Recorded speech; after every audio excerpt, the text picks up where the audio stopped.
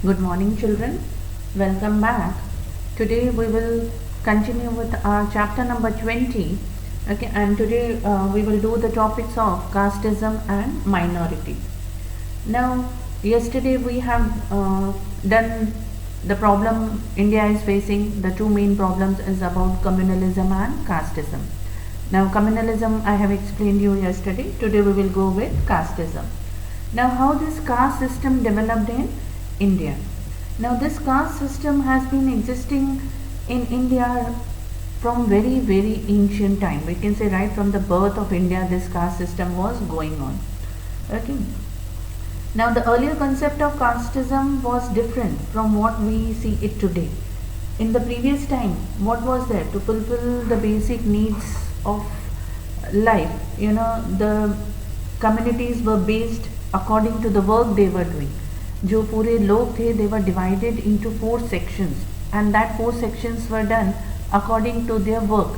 Okay, जो वो लोग काम करते थे उसके हिसाब से वो लोग they were being divided.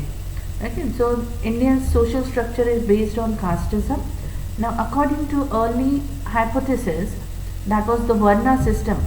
The section that were divided, the 4 sections in which the people were divided were the Brahmins, the Kshatriyas, the Vyas, and the Shudras. Okay, and I told you that was divided according to their occupations. Now, their dwelling arrangement, okay, and their we can say occupation were based on caste. कौन कहाँ पे रहेगा, that was decided on the caste, जो कौन सी caste को belong करते हैं. Like Brahmins, they were of the higher class society, isn't it? बहुत बड़े औहदे पे माने जाते थे. Then the Kshatriyas, even the kings were included in Kshatriyas, isn't it? They were also the higher class society. The Kshatriyas used to go according to the Brahmins. जैसे जैसे Brahmins बहुत पढ़े लिखे लोग थे उस टाइम के, तो जैसे जैसे Brahmins उनको बोलते थे, the Kshatriyas used to follow them. Now Vyasa were the people of the average class, we can say, जो नॉर्मल लोग जैसे बिजनेस क्लास लोग थे, चाहे वो अपनी दुकान चलाते थे या कोई कपड़े का बिजनेस करते थे या कोई भी XYZ बिजनेस करते थे, they all were included in Vyasa. या नौकरी भी करते थे, एक जगह से दूसरी जगह जो लोग नौकरी करने जाते थे, they were also included in Vaishya section. Okay, now we can say उनके नीचे और कौन सा सेक्शन आता था? Shudra. Shudras were the lowest section of the society. They were जैसे नौकरानियाँ होती हैं, नौकर होते हैं, जो दूसरों के घर में छोटा मोटा काम करने जाते थे, they were considered as Shudras. See, dwelling arrangement and occupation were based on caste. Now again, before the British rule, some communities were living isolated life in areas like inaccessible forest and mountain regions. अब जब British rule था या उससे पहले भी, there were some communities that were living totally in the isolated areas, जैसे जंगल में रहना या फॉरेस्ट एरियाज में रहते थे या माउंटेन एरियाज में रहते थे. ओके, और उनका अपना ही एक कल्चर होता था, अपना ही एक रिलीजन और अपनी ही एक लैंग्वेज है, और उस टाइम पे भी थी. Okay, and these people, they did not know what is society, they did not know what is village areas या town क्या है, उनके norms and conditions क्या हैं, उधर लोग कैसे जीते हैं. They didn't knew anything about the society. They had their own culture, they had their own religion. Now, these people never came out of it, और उनके generation to generation were following and living in the same lifestyle. Okay, so these people did not develop, and still we will see there are some communities still living in village areas, still living in totally isolated areas. Village से भी बहुत दूर mountainous areas में भी ऐसे लोग हैं. Okay, so all this, now the government is trying to uplift these people. Okay, तो government ने ऐसे provisions बनाए हैं, कॉन्स्टिट्यूशन में ऐसे चीज़ें लिखी गई हैं that can uplift this people or these we can say scheduled caste people हैं, scheduled tribe people हैं, या शूद्रस जो थे उनको कैसे अपलिफ्ट करना है, उसके लिए गवर्नमेंट ने स्पेशल प्रोविजंस बनाए हैं. ऐसा नहीं है कि उनको अलग से हक दिए गए हैं या अलग से उनको बहुत ज़्यादा हम जैसे बोले पार्शलिटी की गई है, no, but to uplift them, उनको हमारे लेवल तक लाने के लिए, नॉर्मल लोगों की लेवल तक लाने के लिए कुछ एक्स्ट्रा प्रोविजंस बनाए गए हैं, okay, in the constitution. Now see, constitutional provisions for protection of interest of the minorities, weak and the backward class. Now Indian constitution grants equal social, economic and political justice to all the Indians. Normally हम देखते हैं कि हमारे constitution में सबको equality है, social equality we can say, economic, political justice for each and everyone. To all the Indians everything is same. Okay. According to the Indian Constitution, there will be no discrimination on the basis of community, caste, religion, language, sex, etc. Now, it is also mentioned in the Constitution that equal opportunities and equal status is the fundamental right of every citizen. Okay? कि कोई discrimination नहीं है, हमारा constitution बोल रहा है कि कोई डिस्क्रिमिनेशन नहीं है on the basis of community, caste, religion, language etcetera. We cannot treat anybody down. We cannot treat anybody lower than us. Constitution has given them equal rights. Equal opportunities are given. Equal status is given to every citizen of India. Now, the state can impose certain restrictions on certain fundamental rights in order to protect weaker and backward class people. But हमारा जो constitution है, उन्होंने कुछ ऐसे powers दिए गए हैं कि you know, while performing their duties or discharging their duties for the welfare of these people, okay, उन्होंने कुछ you know restrictions भी दिए हैं on certain fundamental rights, isn't it? हमको तो वैसे सब हक मिले गए हैं, बट हमारे हकों पे भी कुछ restrictions आ जाते हैं कि कहीं पे हम वो हमारे जो हक रोक दिए जाते हैं और weaker sections को वो हक मिल जाते हैं. जैसे हम अगर नौकरी करने जा रहे हैं या तुम गवर्नमेंट इंस्टीट्यूशंस देखोगे तो रिजर्वेशंस हैं फॉर दीज पीपल, मतलब कहीं पे उनको थोड़ा फ़ायदा मिल रहा है उन सब चीज़ों का. उनको number of seats are reserved for them, for what purpose? So that these people can come up. उनके लिए सीट्स हैं, उनके लिए अलग से नौकरियां दी गई हैं. नौकरियां भी क्यों? क्योंकि वो अपना कमाई कर सके, वो लोग अपना इनकम का ज़रिया उनको मिल सके और वो उनका इकोनॉमिक स्टेटस थोड़ा आगे बढ़ सके, इसके लिए. Okay, so the main objective behind this is to offer equal opportunities, justice and status in the country, and care is taken in the 5-year plans also. Okay, the government takes care whenever the government make 5-year plans or 10-year plans, you know, they see to it that these people, the weaker section जो हैं या minorities में जो आते हैं, उनके लिए हम कुछ ऐसे प्रोविजंस बनाएं या ऐसे कुछ चीज़ें रखें so that they can uplift these people. Now we will study the topic of minorities. Now first of all understand who are considered as minorities. हम किसको minority में लाते हैं या हम किसको minority बोलते हैं. Minority is such a group of people which is not in majority with regard to religion or language within a certain region or regions. जब भी हमारे दिमाग में माइनॉरिटी आता है तो हम सोचते हैं कि वो नीचा इंसान है या नीची जात का है. नहीं, nothing to do with it. Minority is a group of people which is not in majority in any reason.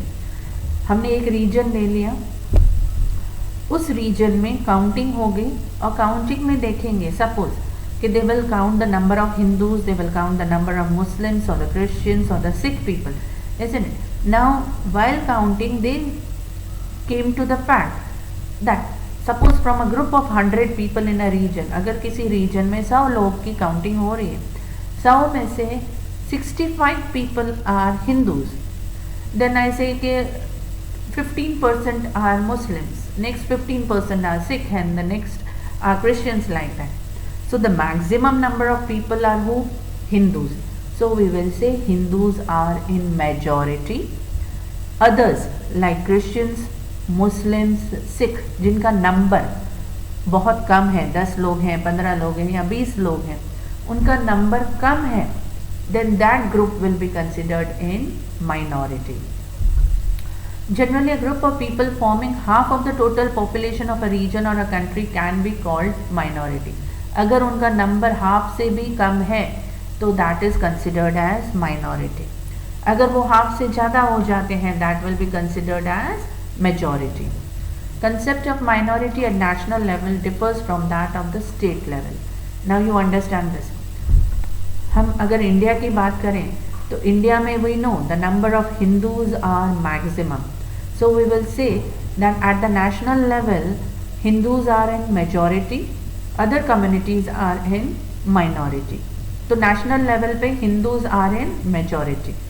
But अगर स्टेट लेवल पे देखें, हर एक स्टेट का अलग अलग काउंटिंग होता है, तो हर एक स्टेट में मेजॉरिटी एंड माइनॉरिटी का डिफरेंसेस आ सकते हैं। कोई स्टेट में, suppose I take the example of Gujarat, Gujarat में काउंटिंग हुआ, अगेन पता चला कि हिंदूज़ का नंबर ज़्यादा है, तो Hindus will be in majority in Gujarat. But अगर हम कश्मीर में जाके काउंटिंग करें तो हम अगर उधर देख रहे हैं कि मुस्लिम्स का नंबर ज़्यादा है, तो in Kashmir what will happen, minority जो these Muslim people are, these will be in majority, Hindus will go in minority.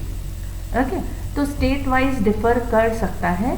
Okay, in some states Hindus will be in majority, in some states हो सकता है Muslims go in majority, in some states may be Christians go in majority. हो सकता है गोवा में Christians ज़्यादा हों तो Christians go in majority.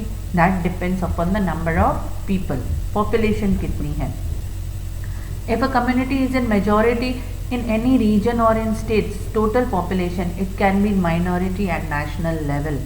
Okay, अगर लाइक जैसे मुस्लिम्स हैं, मुस्लिम्स अगर कश्मीर में मेजॉरिटी में हैं तो स्टेट में वो मेजॉरिटी में आ गए, बट अगर नेशनल लेवल पे वो कहाँ पे चले गए, माइनॉरिटी में. तो that can be a difference. Majority Muslims Kashmir में मेजॉरिटी में है, नेशनल लेवल पे वो कहाँ आ गए, माइनॉरिटी में. And contrary, a group which is in minority in a state can be in majority eight the national level. अगर हम सपोज पाकिस्तान की काउंटिंग कर रहे हैं, पाकिस्तान में सपोज ऐसे कि हिंदूज़ पूरे कंट्री लेवल पे माइनॉरिटी में होंगे, बट हो सकता है वहाँ पे किसी एरिया में हिंदूज़ ज़्यादा हों, तो उस एरिया में या उस स्टेट में हिंदूज़ को मेजॉरिटी माना जाएगा, बट नेशनल लेवल पे वहाँ पे हिंदूज़ का क्या हो जाएगा, they will be in minority. So it all depends upon the counting. Okay, कौन से एरिया में कौन से नंबर ऑफ पीपल कितने हैं, and that can differ state level और नेशनल लेवल पे.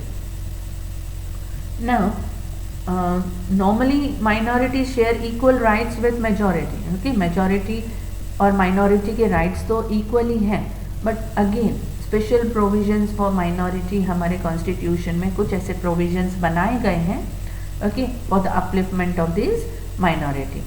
Now, a national minority commission has been set up for protecting rights, interest, welfare for the progress of minorities. एक ऐसा national level पे commission बनाया गया है that will look upon the rights of these minorities.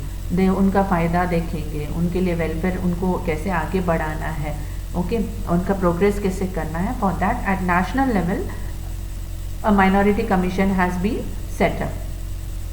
Minorities have right to propagate their religion, but forceful conversion of religion is not permitted. Now, minorities अपने religion का propagation कर सकते हैं. Like Hindus को अपना religion को बढ़ावा देना है तो वो बढ़ा सकते हैं. आज कहीं पे हमको मिलकर कोई सत्संग करना है, या कहीं पे हमको बैठक बिठा के अपने religion का प्रचार करना है, we can propagate our religion. But forceful conversion is not allowed. हम किसी को ज़बरदस्ती अपने रिलीजन में कन्वर्ट करें, ऐसा हमारा लॉ परमिट नहीं करता है. Any granted educational institution can not teach religious teachings. Like private institution है, वहाँ पे रिलीजियस टीचिंग्स दे सकते हैं, बट गवर्नमेंट स्कूल है या गवर्नमेंट इंस्टीट्यूशन है या ग्रांटेड है, ग्रांटेड मतलब उनको गवर्नमेंट की तरफ से फंड्स मिलते हैं, तो गवर्नमेंट स्कूल या गवर्नमेंट ग्रांटेड स्कूल, इन दोनों में रिलीजियस टीचिंग्स देना अलाउड नहीं है. हाँ, प्राइवेट इंस्टीट्यूशन है, they can give religious teachings. Like I give you example, government, तुम कोई भी गवर्नमेंट स्कूल में देखोगे किसी भी रिलीजन की टीचिंग्स नहीं पढ़ाई जाती हैं, ठीक है. बट अगर हम देखें हमारे आसपास में जेवियर स्कूल है, माउंट स्कूल है या XYZ Guru Nanak public schools हैं, दीज आर प्राइवेट इंस्टीट्यूशंस। वो चाहें तो अपने रिलीजन के प्रचार के लिए प्रोपगेट कर सकते हैं, प्रचार कर सकते हैं। They are allowed to do that, but not allowed in government schools or government granted schools. Now all religious communities have a right to acquire and maintain property for religious activities. Now these groups can acquire property.